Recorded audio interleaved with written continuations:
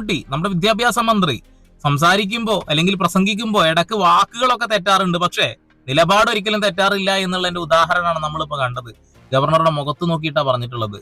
ഏതോ ഒരു പെണ്ണൊരു വടിയും കുന്തവും പിടിച്ച് നിൽക്കുന്നത് ഭാരതാംബയാണെന്ന് പറഞ്ഞാൽ നമുക്ക് അംഗീകരിക്കാൻ കഴിയില്ല എന്നുള്ളത് സത്യമാണ്. ഭാരതാംബയുടെ കയ്യിൽ വേണ്ട ത്രിവർണ്ണ പതാകയാണ്, അല്ലാതെ കാവിക്കോണകല്ല. അത് തീർച്ചയായിട്ടും തുറന്നു പറയേണ്ടത് ഓരോ പൗരന്റെയും കടമ തന്നെയാണ് എന്നുള്ളതാണ്. അത് ഇരിക്കേണ്ട സ്ഥലത്ത് കൊണ്ടുവെക്കട്ടെ, അവരവരുടെ കാര്യാലയങ്ങളിലോ എവിടെ വെച്ചാൽ കൊണ്ടുവെക്കട്ടെ, ഒരു കുഴപ്പമില്ല, ഒരു തടസ്സമില്ല. കാര്യത്തിൽ അവരുടെ സ്വാതന്ത്ര്യമാണത്. പക്ഷേ അത് ഇത്തരം സ്ഥലങ്ങളിൽ കൊണ്ടുവെക്കാൻ പാടുമോ പാടില്ലയോ എന്ന് അവർ സ്വയം ഒന്ന് വിലയിരുത്തേണ്ടത് നല്ലതാണ്.